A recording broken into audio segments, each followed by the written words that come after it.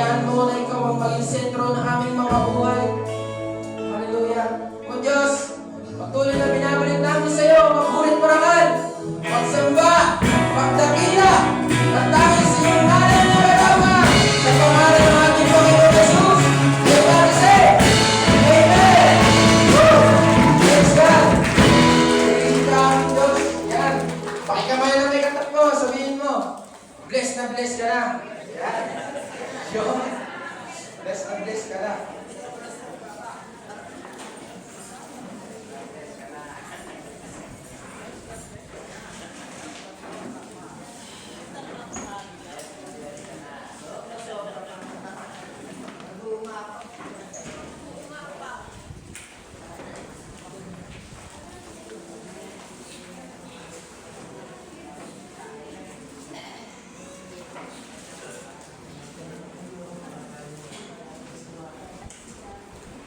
Amen. Excited na po ba tayo? Totoo ba? Kahit ano nga sa'yo, huwag mo sabihin mo, huwag ka namang matulog kahit ngayon lang. Yeah? Yes. Amen. Excited na tayo marinig ang salita ng Diyos. At naniniwala ako na ang mga tigubulo malaki talagang excited din. Amen. At yan, umpisa na po yan nung nakaraan. Sino nakakaalala ng ating napagsaluhang salita ng Diyos? Diba? Nakalimutan na natin, di ba? So, basta lagi lang natin tatandaan mga kapatid, ang Diyos natin ay mabuti. Amen. Yan. So, ayan. Yan. Okay. May papakilala ko sa inyo. Gusto kong, una sa lahat, meron muna ang papakilala sa inyo mga kapatid. Kilala niyo ba yan? Ayan. Gusto niyo yung pakilala ko siya sa inyo? Ayan. Siya si Jeric dati. Hindi ko din po kilala yan. Nakita ko din po sa Google yan. So, ito, una-una. Nung po ba tayong mga bata tayo, is naranasan po ba nating, maging masaya? Di ba? Alam nyo, di ba, parang habang tumatagal kasi yung panahon, habang tumatanda ka, parang minsan naisip mo, parang gusto mo na lang maging bata. Di ba? Pero nung bata ka, parang gusto mo na lang maging matanda. Di ba? Parang naku-curious ka sa buhay mo. And naranasan nyo ba dati, pinangakuan ka ng nanay mo, diba? Anak, matulog ka, punta tayo bukas ng Jollibee. Diba? Pero pag-isip mo, nasa kama ka pa rin. Diba? So, diba, pagka narinig natin, anak, gising ka, sama ka. Diba? Pagka talagang, halimbawa, yung nanay mo, sigurado, yung tatay mo, is talagang tinupad yung pangako na yun. Malayo pa lang kayo dun sa pupuntahan nyo, ayan kasi natin. Malayo ka pa lang dun sa pupuntahan nyo. Nakasilip ko na sa bintana, pumunta tayo ng Jollibee. Excited, bida ang saya. Diba? Talagang yung mga bata, diba tayo yung mga bata dati. Pero dati, kasi dati po, di ko talaga naranasan na, yung bata ko na maliit ako, di ko naranasan talaga na, yung bang, diba, ang mga dati, nakaka-afford lang ng Jollibee, talagang sobrang yayaman. Diba?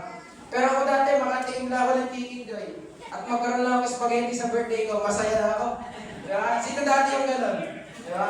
So, napakabuti ng Diyos. Diba? Talagang excited tayo. Sino ba ang magsasabi excited siya pagka malapit na ang Pasko? Yan, diba? Pagka malapit na yung Pasko, diba? Tinibilang mo na yung mga ninong at ninang mo. Diba? Eto, sigurado ito, baka ito, magbibigay ng 20 ito. Diba? Pupunahin ko muna ang puntahan to, magbibigay ng medyo malaki-laki. Diba? Excited tayo, tama mo ba?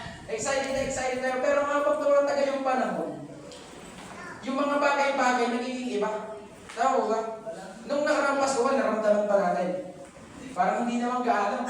Di ba? Dati, pagtungtong ng December, tad na ng Christmas light sa buong lugar dito. Di ba? Talagang makina. Makita mo, Pasko pa lang, may nagbobombahan ng motor. Di ba? Bala nung balibagi ng kinenas. Yung mga ganong bagay. And, sino dito ng bata? Excited kapag napanood mo yung unang hirit. O excited kang matapos yung unang hirit kasi ang susunod dyan, Doraemon. Di ba? Nung bata ako, mga kapatid, pag nagising ako na napanood ko yung unang hirit, alam ko lang susunod dyan, Doraemon. O kaya naman Power Rangers. Di ba?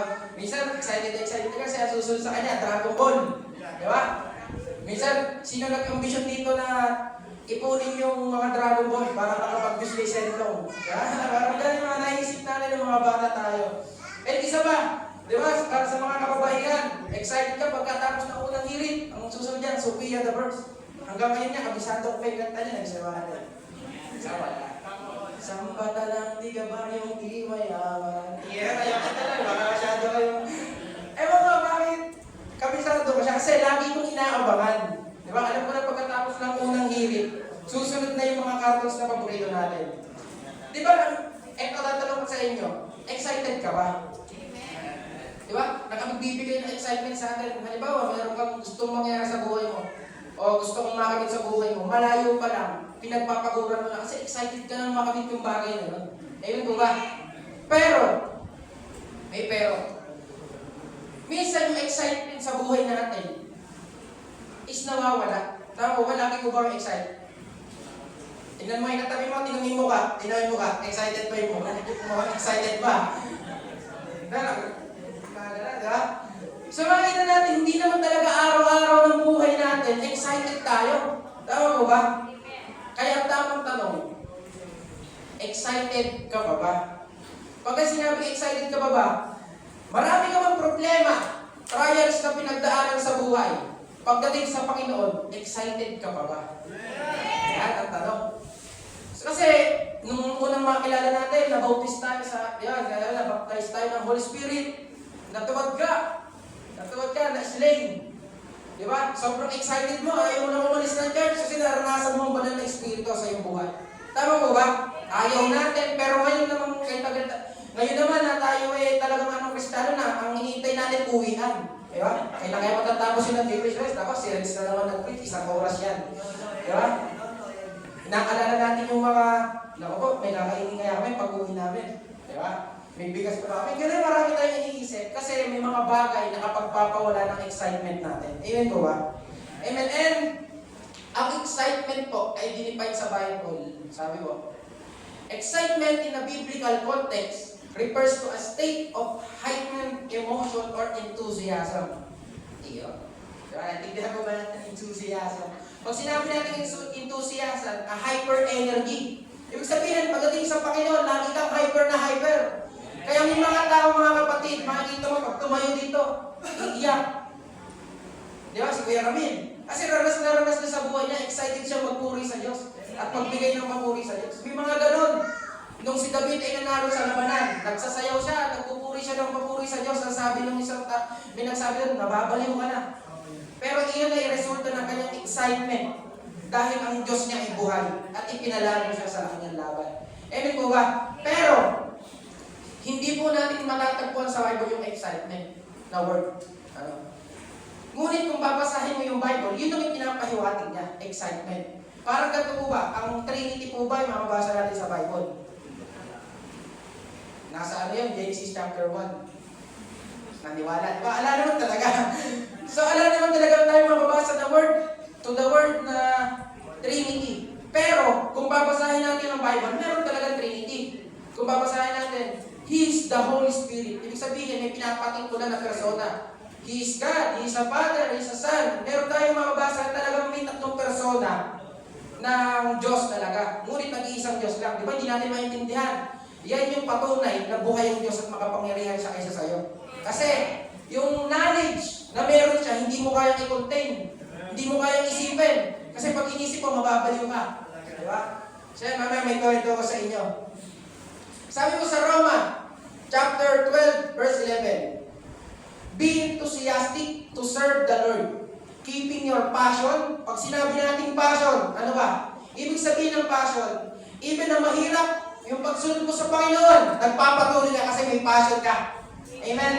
And sabi ito, keeping your passion toward Him boiling hot. Napakatindi. Di ba? TPT mo siya yun eh. Ibig sabihin talagang ini-elaborate niya. Sabi ito, boiling hot. Kapag po ba nagpapainit tayo ng tubig, excited tayo, di ba? Excited tayo mag-kape. Hindi, joke lang.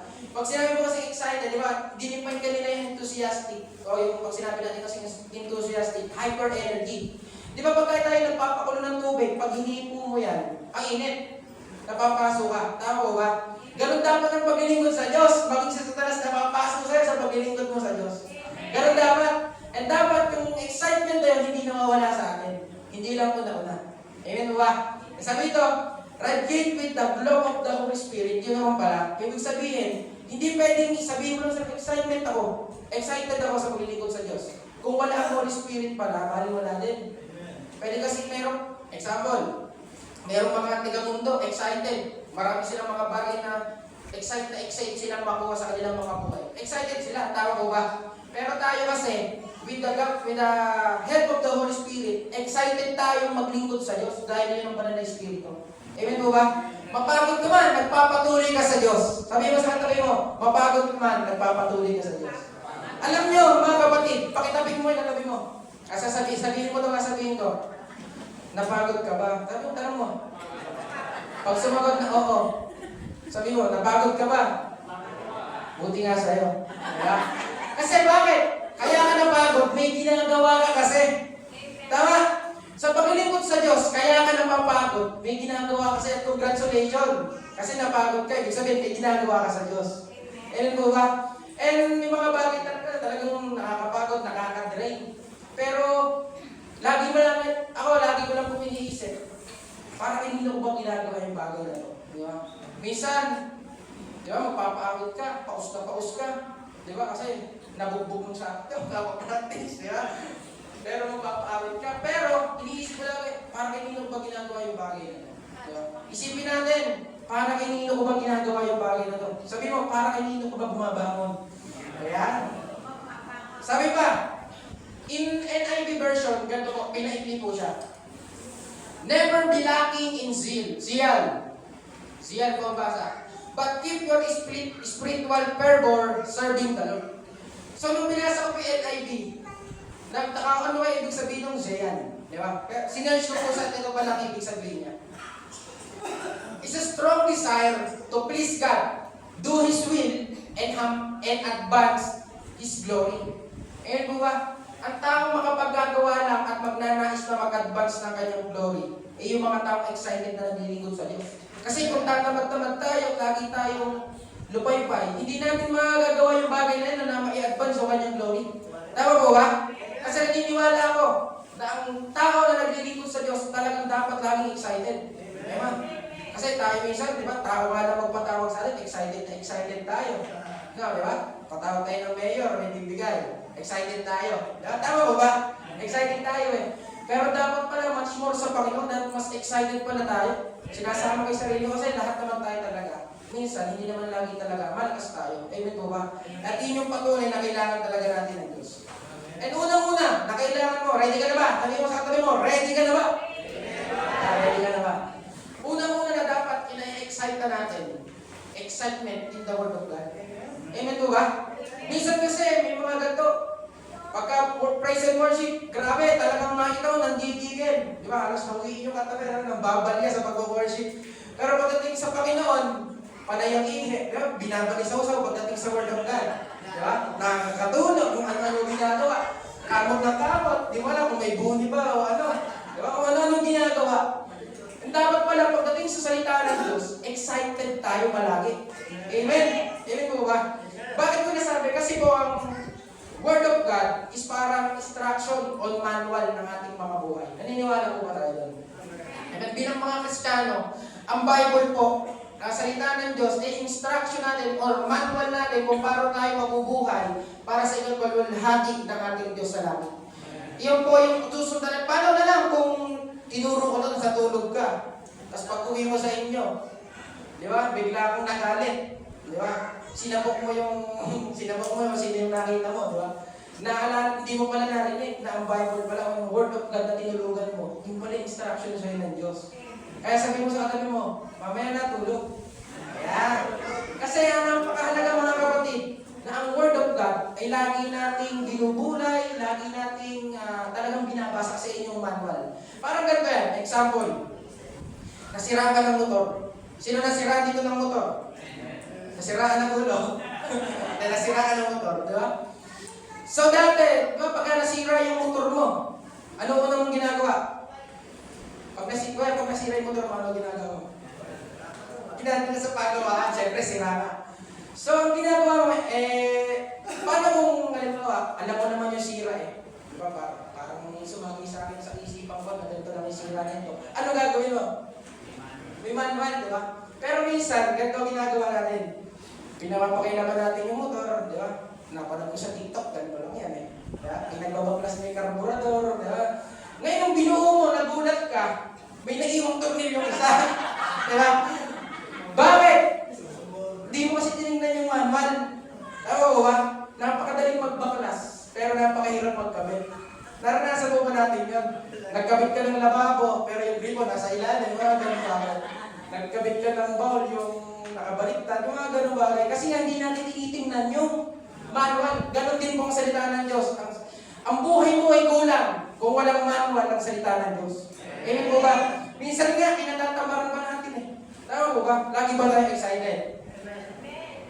Ngayon lang yata kayo excited. Lagi excited ba kayo sa salita ng Diyos? Excited ba kayo mag-devotion? Excited ba kayo mag-set sa GC ng devotion? Minsan nga, tinatamad pa tayo isulat ng devotion. Kaya sa cellphone lang tayo nag-devotion. Di ba? Ala ka namang sakit, pero ala ka namang ginagawa. Di ba? Malakas ka pa naman. Minsan, di natin maisulat yung devotion natin. Di ba? Kasi nga minsan, dumarating talaga yung gano'n. Pero siyempre, hindi naman talaga kumbaga, ang mahalaga naman doon yung aral eh. Pero kumbaga, parang sa pamagitan kasi ng pagsulat ng mga devotion natin, parang pinapakita mo doon kung gaano talaga kahalaga yung salita ng Diyos. Di ba? Sinusulat natin, dinidevotion talaga natin. And purihin ng Diyos dahil ginagawa natin yun. Amen po ba? Sino dito nagdi-devotion? Taas ang kamay. Yun, nagdi-devotion pala lahat. Amen po. So, yun, napakabuti po ng Diyos. Kaya, kung meron man tayo kaya excitement, yun ang salita ng Diyos. Di ba? Kung meron man tayong tutulugan, yun ay hindi ang salita ng Diyos. Amen po ba? Amen. Kaya nga po sabi sa sabi dito, Psalm 119:105, Your word is a lamp for my feet and a light on my path. Bakit sinabing a light? Kasi nga ang mundo po na ginagagalawan natin, madilim, puno ng kasalanan, puno ng mga bagay na kumbaga parang nakakasalahula sa pangalan ng Diyos. Puno po eh. Tama po ba? Tumingin ka man, may baklang naghahalikan. Tumingin ka dito, may nagtsasyago. Di ba? Kung titignan natin, gano'n ang mundo natin, madilim. Tama po ba? Puno ng kasalanan. Kaya nga po sabi ng Diyos, sabi ni David sa Panginoon, Your word is a lamp for my feet. Kasi kung ikaw ay maglalakad sa bukid ng walang ilaw, ano mangyayari? Matatapilong ka, madadapa ka, mamungudngud ka. Kasi nga wala kang ilaw. At ang isang Kristiyano, sabi natin kasi, kung Kristiyano ka talaga, sabi natin Kristiyano ka, at hindi ka nagbabasa ng salita ng Diyos, ay hindi mo sigurado alam ang patutunguhan mo sa buhay. Minsan kasi umaasa-asa lang tayo sa mga napapanood natin sa Facebook. Di ba? Okay na ako dito, sabi na ako dito, pre. Di ba? Yung problemado ka. Tapos pagbukas mo ng Facebook, nabasa ko, at nagbigti si Judas. Kaya nangyari, nagbigti ka rin, di ba? So napakahalaga ng devotion, talagang pinag-aaralan natin, nagawa natin ilaw ang salita ng Diyos sa ating mga buhay. At magagawa lang po natin yan sa tulong po ng ating Diyos, di ba? Sa tulong ng Banal na Espiritu sa ating mga buhay. Ang sabi po dito sa Isaiah chapter 40, verse 31. But they who wait for the Lord shall renew their strength. Bakit kailangan renew? Kasi, bakit? Ano kabalikan ng new? Old. Ano kabalikan ng old? New. Sumagot naman kayo, ayaw ko na, uwi na ako. Kapag sinabi natin i-renew, matagal na kasi.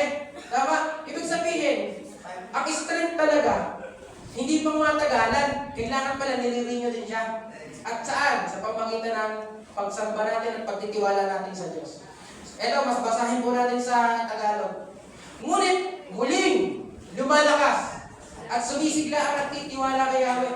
Minsan kasi yung problema na kinakaharap natin sa buhay, talagang iyan ang mag-aalis na excitement natin. Minsan, example, ngayong linggo, di ba? Linggo, biglang may emergency na excited ka umalis sa Diyos.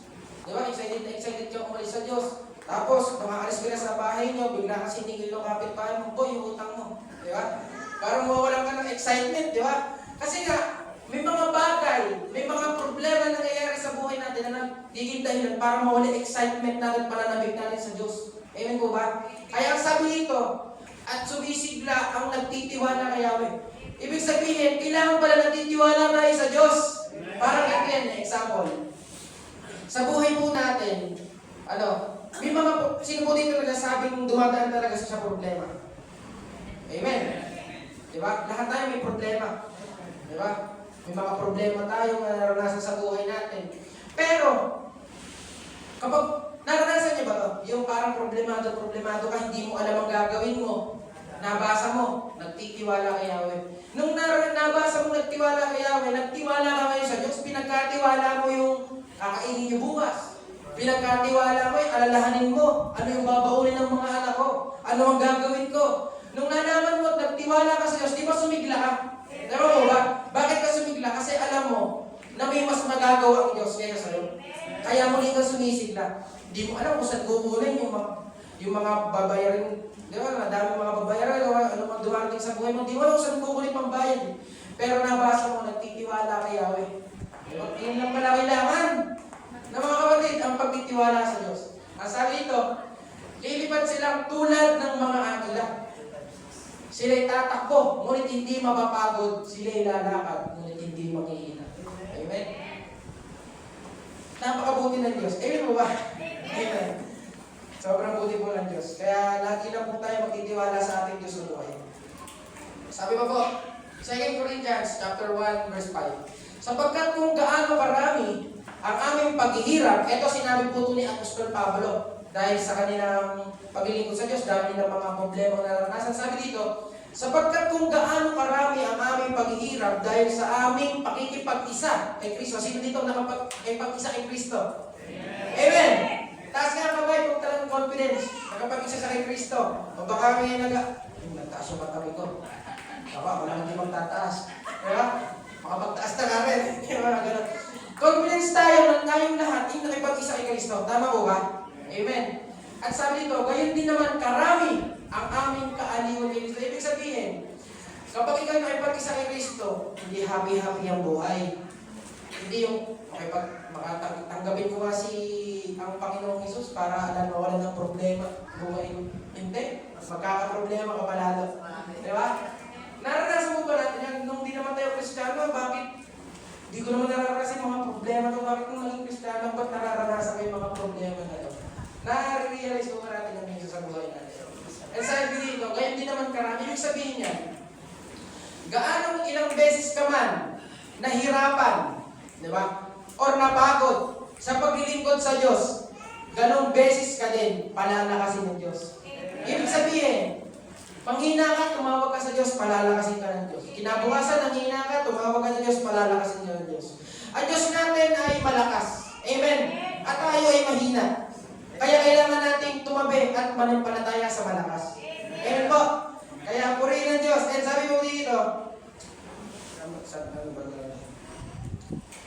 may mga problema naman na, ganito.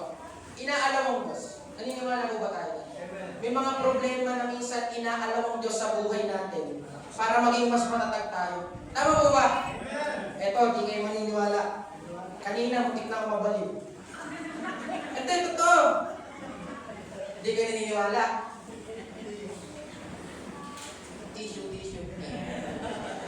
Kanina mga kapatid, ewan ko kung bakit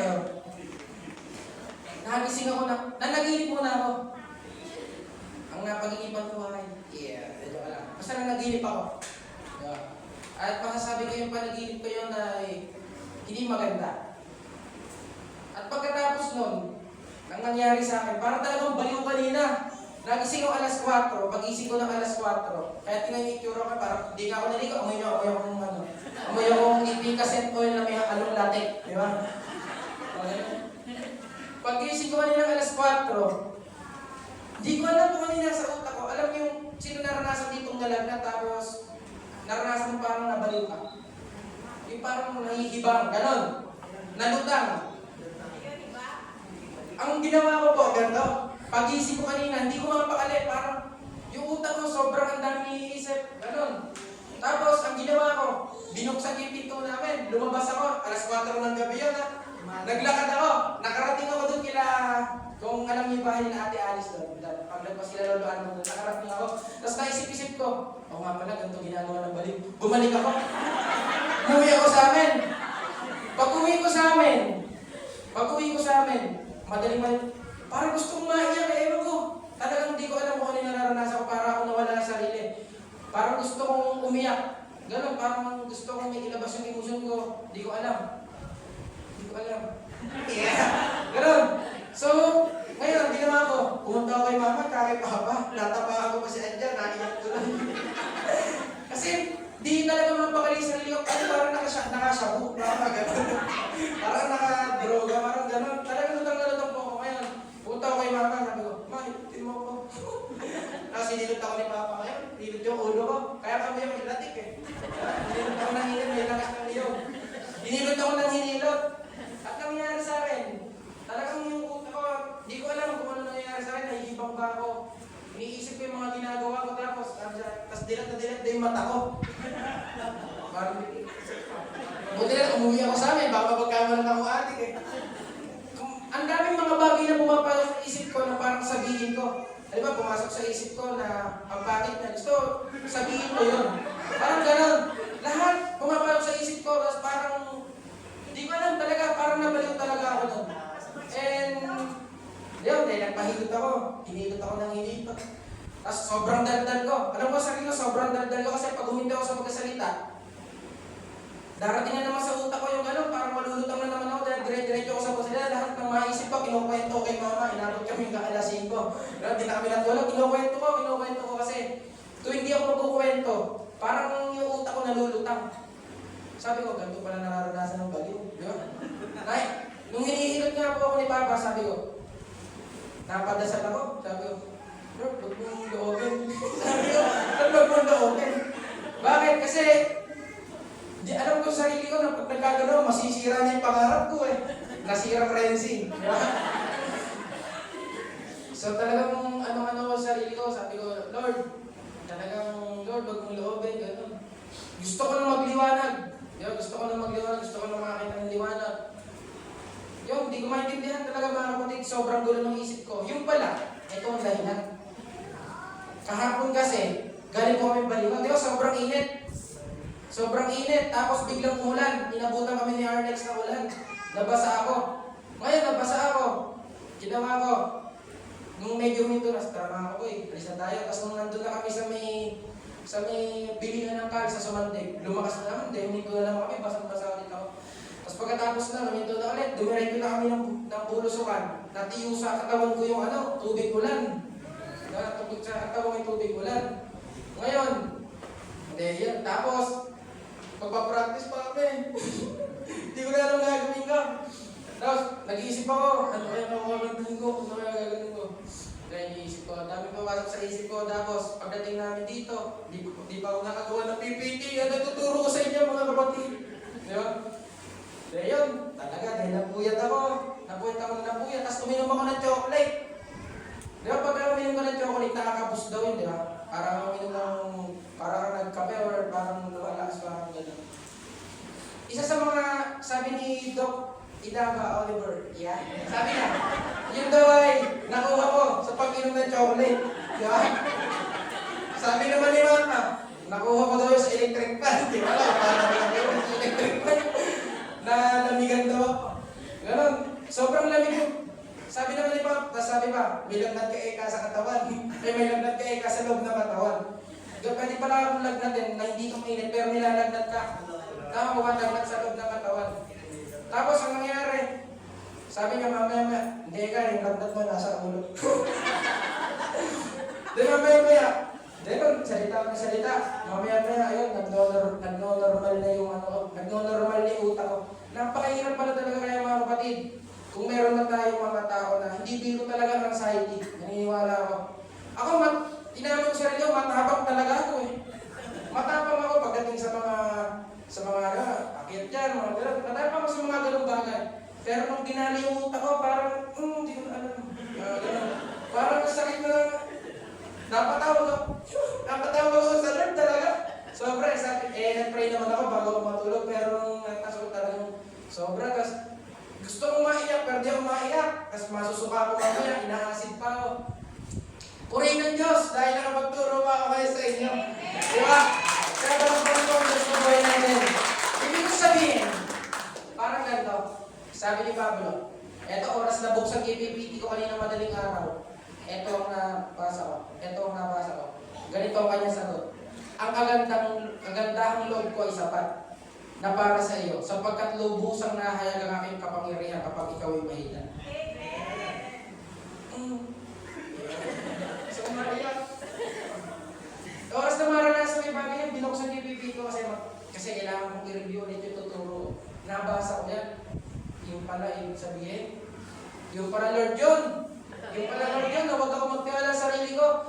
Kaya mga kapatid, talagang naniniwala ako na sa bawat isa sa atin, meron tayong kahinaan. Tama po ba? Meron tayong kahinaan eh. Sabi pa dito, kaya't buong galaw mo'y pinagmalaki ang aking kahinaan, upang manatili sa akin ang kapangyarihan ni Kristo. Kasi kung tuwing tayo ay malakas, hindi naman talaga tayo magtitiwala sa Diyos, hindi tayo tatawag sa Diyos. Kahit sabihin mong Kristiyano ka na matagal. Kapag di ka dumanas ng problema, hindi ka talaga tatawag ng sincere sa Diyos. Tama? Pero bakit pag dumaranas tayo ng mga ganong problema, napapatawag tayo ng Ama, sobrang sincere talaga sa puso natin.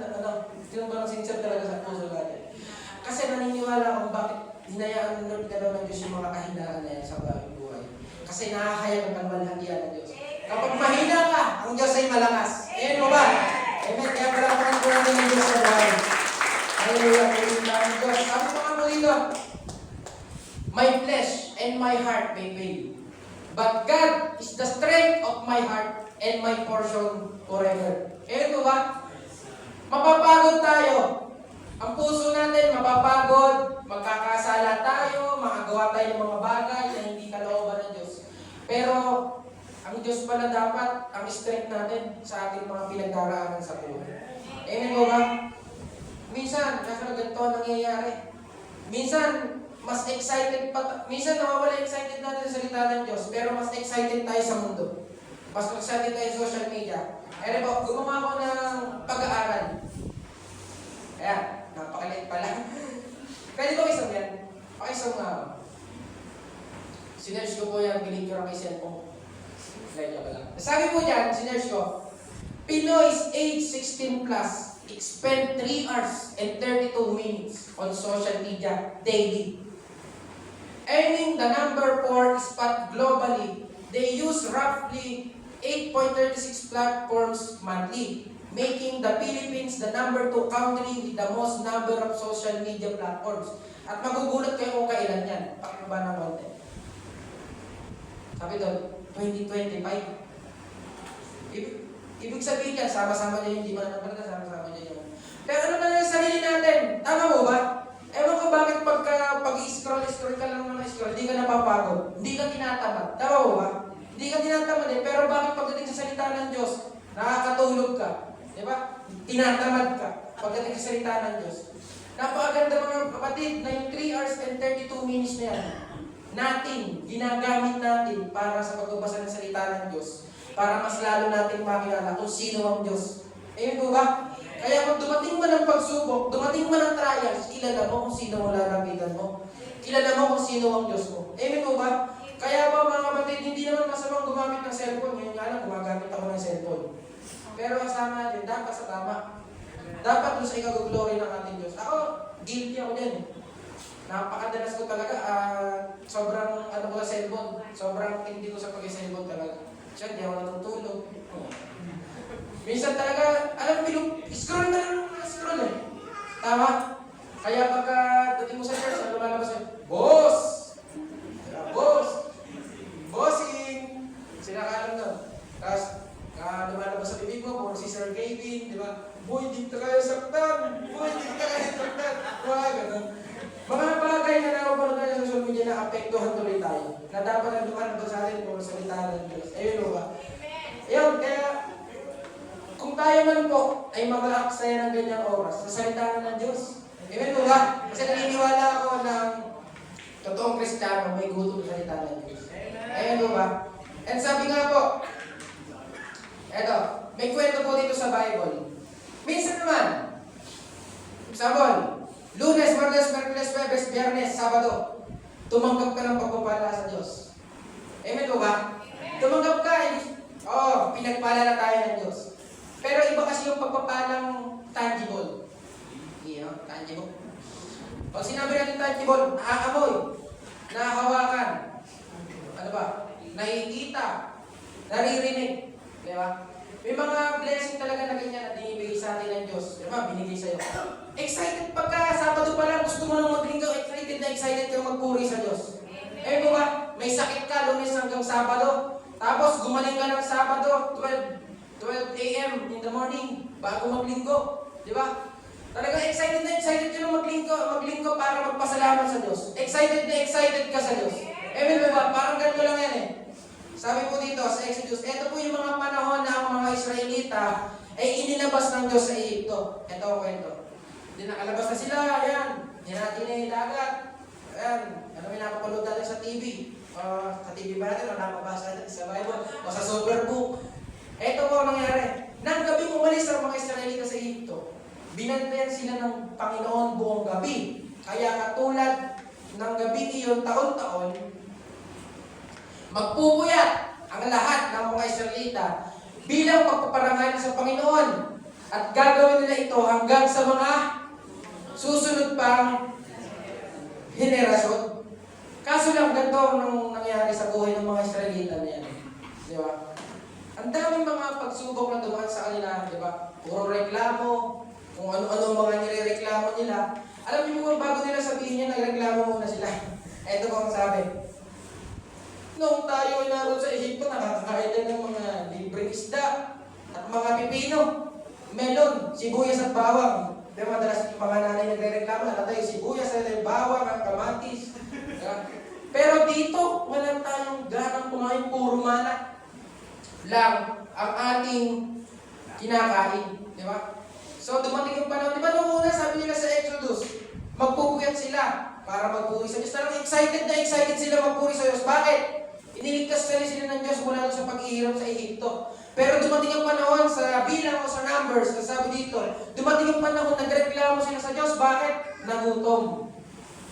Nagutom lang mga kapatid. Nagutom. Nagkulang sa bawang at sibuyas. Nagkulang sa pipino. Nagkulang sa pagkain. Hindi na kontento sa binibigay ng Diyos. Diba? Ang ganun na nangyari. And, diba, sabi dito, magpupwede ang lahat Israel bilang pagpaparangal sa Panginoon at gagawin nila ito hanggang sa mga susunod pang henerasyon. Pero dumating yung panahon, diba, excited sila kumabasa nito, parang excited talaga sila sumamba sa Diyos, magpuri sa Diyos, magpasalamat sa Diyos. Ito ang nangyari. Nang marinig, ito yung mga gusto ng Diyos, nakatagpuin sila. No? Ang mga Israelita sa bundok para sumamba sa Kanya. Pero nang marinig ng mga tao ang kulog at tunog ng trompeta, at nang makita nila ang kidlat at ang mga bundok na umuusok, nanginig sila sa takot, tumayo sila sa malayo. Yan. At sinabi kay Moses, kayo na lang ang magsalita sa amin at makikinig kami. Huwag na po ang Diyos at baka mamatay kami. Di ba nung una, excited sila magpuri sa Diyos? Amen mo ba? Di ba nung una, nagpupuyat pa nga sila, magpasalamat lang sa Diyos, sumamba lang sa Diyos. Bakit? Nung dumating sa may part na to, sobrang takot nilang sumamba sa Diyos, sumarap sa Diyos. Isa lang ang dahilan, kasi alam nilang mamamatay sila. Bakit? May ginagawa kasi silang mga kasalanan na labag sa kalooban ng Diyos at hindi ginagawa ng kalooban ng Diyos. Minsan, the guiltness can lose our excitement. Naranasan mo ba to? Sabado, gumawa ka ng kasalanan. Di ba? Ginamit mo yung kamay mo, nanapukan ng kapwa mo. Ngayon, nung sa pagsamba, hindi mo tuloy maitaas yung kamay mo. Di ba? Kasi nahihiya ka sa Diyos. Nahihiya ka sa Diyos na itaas yung kamay mo. Tapos, yung dumating yung panahon, nahihiya ka din ibuka yung bibig mo kasi alam mo na sa bibig mo, nag-alimura ka ng tao, nanira ka ng tao, nangismis ka ng tao. Pero pagdating ng linggo, nangyayari doon, dahil ganun yung naisip mo, nawawala tuloy yung excitement mo sa puso mo para sumambat magpuri sa Diyos. Naranasan po ba natin yun? Amen. Pero, minsan kasi, iba po kasi yung guiltiness sa condemnation. Diba? So, i-define po natin. Kasi po, ang totoong guiltiness can lead us to humbleness. Meron kasing guiltiness na naramdaman mo. Example, na naglalayo sa'yo, tumalikod ka na sa Diyos, makasalanan ka na, hindi ka nakarapat-dapat sa Diyos. Kung ano-ano ginagawa mo sa Diyos, sa harapan ng Diyos, hindi ka nakarapat-dapat sa Diyos. May mga ganun po ba tayo na kung kinukondem na, hindi naman po hindi sa nangyayari, condemnation sa sarili natin. Kaya ngayon, hindi tayo nakasasamba, hindi tayo humbleness. Tayong mga Kristiyano, normal lang naman talaga na makaramdam tayo ng guiltness pag nakagawa tayo ng kasalanan. Kasi alam natin kasalanan yung nagawa natin na yun. At alam natin na hindi natuwa ang Diyos doon. Tama po ba? May mga ganong bagay. And sabi po, para mapatunayan yan, sabi po sa Bible, ito po yung mga panahon na merong maniningil ng buwis, tsaka isang dinadaguan naman yung sarili. Sabi dito, ang maniningil naman ng buwis ay nakatayo sa balayan, hindi man lang makatingala sa langit. Dinadaguan ang kanyang sarili. Ang kanyang bibig sinasabi, Diyos ko, mahabag po kayo sa akin na isang makasalanan. Sinasabi ko sa inyo na ang maningil ng buwis na iyon ay umuwing itinuring ng matuwid ng Diyos. Ngunit ang Pariseo ay hindi, sapagkat ang nagpapakataas ng kanyang sarili ay ibababa at ang nagpapakababa ay tataas. Yung pala yung context doon, di ba? Lagi nating, padyabang lang yung kapwa mo. Nabasa ko kayo. Ang nagpapataas, ibababa ng Diyos. Di ba? Ang nagpapayabang, yung gano'n. So, makikita natin na ang totoong pagsisisi, ang totoong guiltness na nararamdaman natin, nag-resulta ng humbleness sa harapan ng Diyos. Amen po ba? Hindi yung nararamdaman ka ng gano'n. Ang nangyari ngayon, condemnation. Kinondem mo na yung sarili mo, di na marapat dapat sa Diyos, di na marapat dapat maglingkod sa Diyos. Lahat naman talaga tayo dito, hindi tayo karapat dapat dahil na may Kristo, kaya tayo naging karapat dapat. Amen po ba? Kaya lang tayo nakapaglingkod sa Diyos. At isa pa, kilala niyo po ba si Judas? Ako lang nakakilala. Kilala po ba natin si Judas? Amen. Sabi dito, nang makita ni Judas na siyang nagkalalo kay Jesus, na siya ay natulan, nagsisi siya. Nagsisi naman. Isinauli niya ang 30 pilak sa mga pinunong saserdote at sa mga matanda. Pagkaalis niya roon, siya ay nag-bigti. Eto, sinabi niya, ay hindi pa ito. So yan, may mga guiltness naman na humahantong nga sa paglayo sa Diyos, sa paggawa ng kasalanan. Di ba? Imbis na lumapit ka sa Diyos, ang ginawa mo, lumayo ka sa Diyos.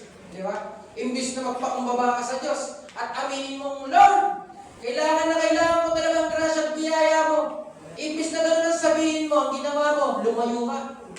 Diba? Lumayo ka sa Diyos, kung saan ka nagpunta. At ang nangyari nun, napahamak ka ng napahamak. Dahil malayo ka sa Diyos. May mga ganong bagay mga kapatid. At isa pa dito, kilala ba natin ito?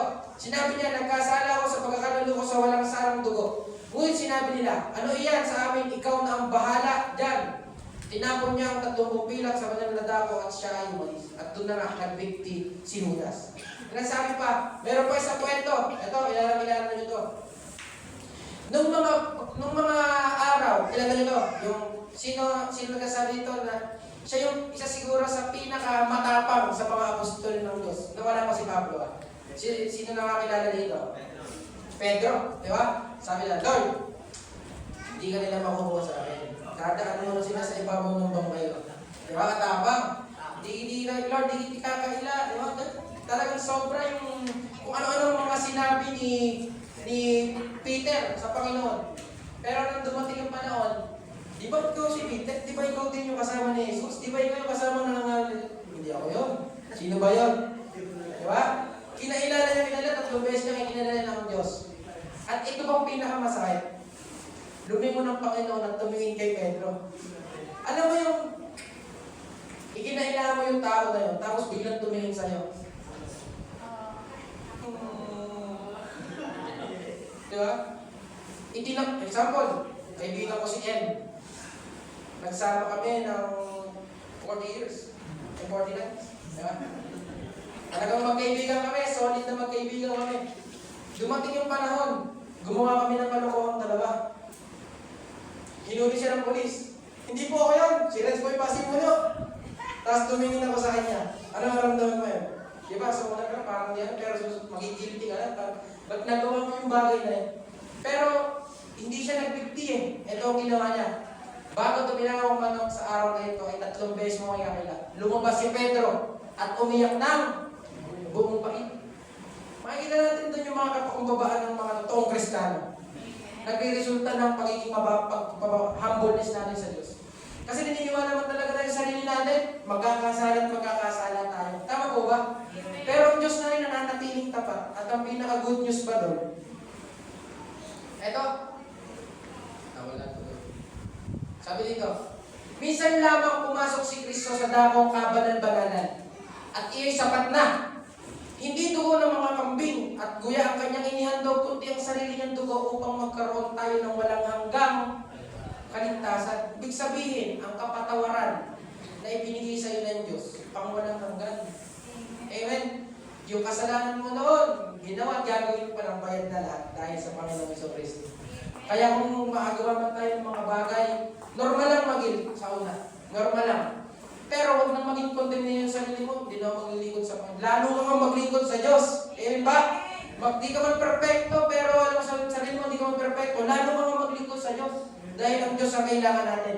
Kasi naniniwala ako mga kapatid, hindi tayo kailangan ng Diyos. Amen ko ba? Tayo ang may kailangan sa Diyos. Amen? Ang Diyos ay mananatiling Diyos, pero tayong tao na walang Diyos, walang kwenta. Kaya ito, isa sa mga paborito kong kanta. You are not a God created by human hands. You are not a God dependent on any mortal man. You are not in need of in anything we can give. Ibig sabihin, ang Diyos talaga is a God alone himself. Ibig sabihin, hindi siya umaasa sa atin. Ang Diyos ay mananatiling Diyos kahit umalas ka sa banang-banang at tumalikod ka sa pananampalataya mo. Ang Diyos ay mananatiling Diyos magpakailanman. Amen po ba? Ang sabi nito, mananatiling Diyos sa buhay. Ang sabi nito, you are not a God in need of anything we can give. Di ba? Yung mga example, may binibigay tayo dito, hindi kailangan ng Diyos yan. Kailangan natin yan. Amen po ba? Bakit? Eh kung pumunta dito minsan Meralco, pag pubunutin yung mga aircon natin kasi alam natin ang bayang sa kuryente. Tayo din na nangangailangan, tama po ba? Hindi natin binibigay ito para pagpalan kasi pinagpala na tayo ng Diyos. At ang Diyos natin, kahit hindi tayo magbigay, ang Diyos ay mananatiling Diyos. Amen po ba? Ang Diyos ay mananatiling Diyos. Ang sabi pa dito, by your plan, that's just the way it is. Ano man yung mga plano mo sa buhay, ang Diyos ay mananatiling Diyos. Amen po ba? Ang plano niya pa rin ang mangyayari. Sabi dito, you are God alone from before time began. You were on your throne. Ang Diyos natin, mananatili sa kanyang trono. Ano man ang gawin mo sa buhay mo, umalis ka ngayon. Hindi tayo pwede magmalaki sa Diyos. Tama ba? Hindi tayo pwede magmalaki sa Diyos na pag wala ako dito, hindi makakapag-worship ang mga tao. Hindi ko pwede sabihin ang sarili ko yun. Kaya Edison, pag umalis ako sa worship team, hindi na gumano akong spirit. Hindi ko pwede sabihin yun. Tama mo ba? Hindi ko pwedeng sabihin kasi even na kahit wala ako, kaya nating magpuri sa Diyos.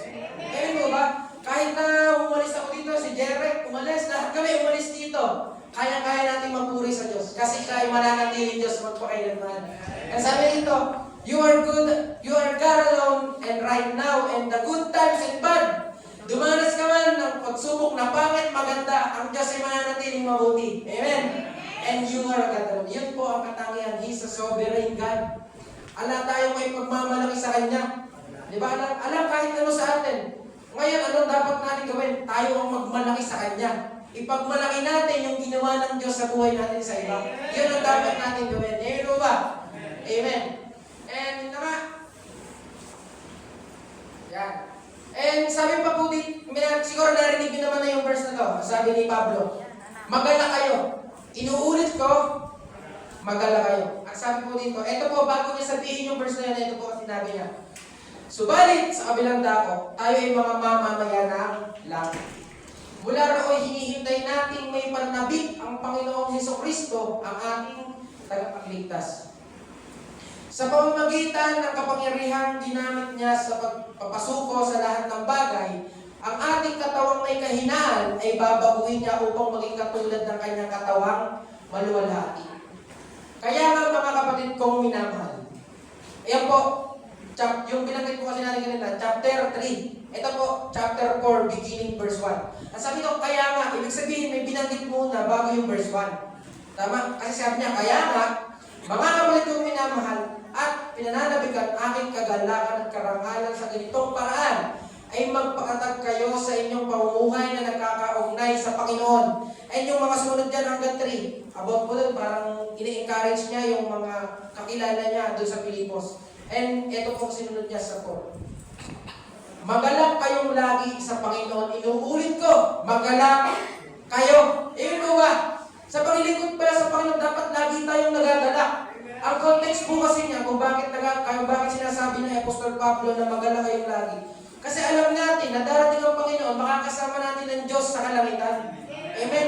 Tayong lahat ay makakasama ng Diyos at magpupuri tayo sa Diyos. Kaya yun yung nagiging motivation ng isang Kristiyano na hindi nasasayang yung paglilingkod kong ginagawa sa Diyos. Hindi nasasayang yung pag-attend ko, yung pagpupuri ko sa Kanya, yung pag-worship ko sa Kanya. Lahat ng yun ay hindi nasasayang dahil ang Diyos ko ay darating at buhay.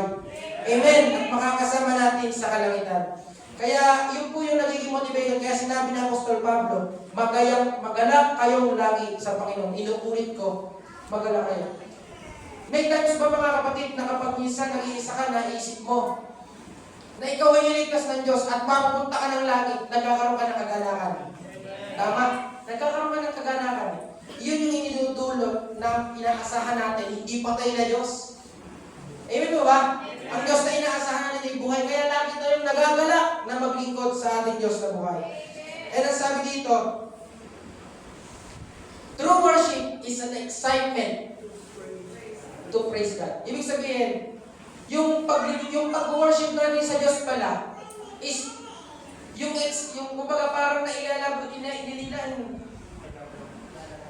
ilalaborate mo yung paglilingkod mo sa Diyos kung gaano kabuti ang Diyos. Yun yung tinatawag natin na true worship. Amen po ba? Yun yung excitement natin para makapagpuri sa Diyos. Sabi nga po sa Psalm 100 verse 1-3, shout for joy to the Lord, all the earth, worship the Lord with gladness, come before Him with joyful song.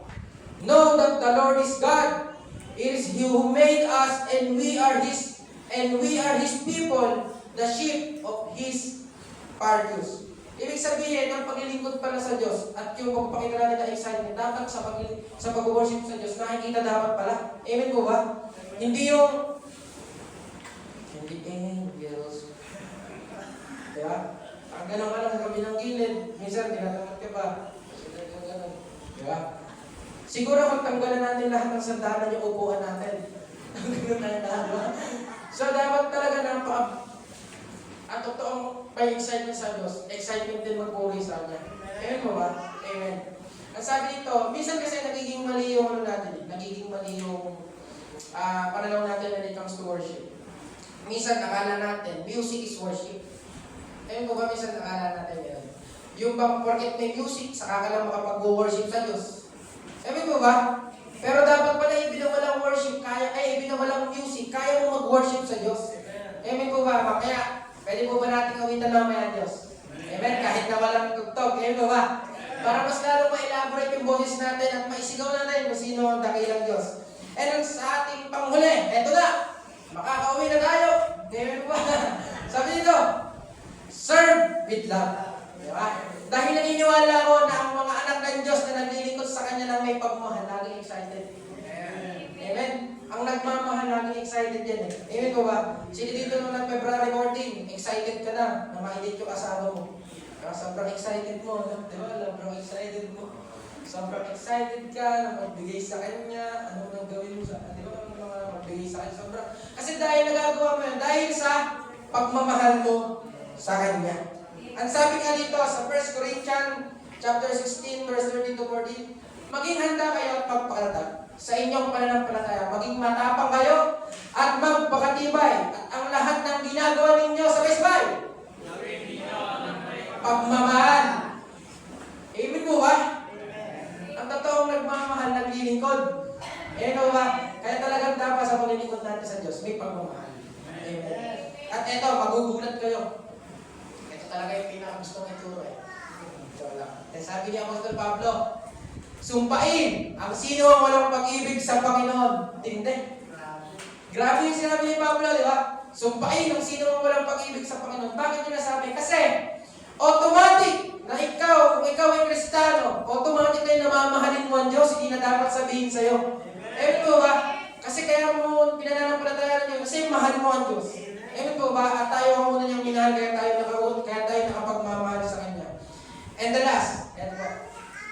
Sabi po dito, 1 Corinthians, dito na po ako magtatapos.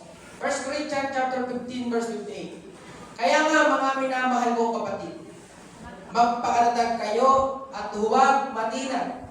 Maging masipag kayo palagi sa paglilingkod sa Panginoon dahil alam ninyong hindi masasayang ang inyong pagpapagal para sa Kanya. Uwi na tayo. Medyo wala.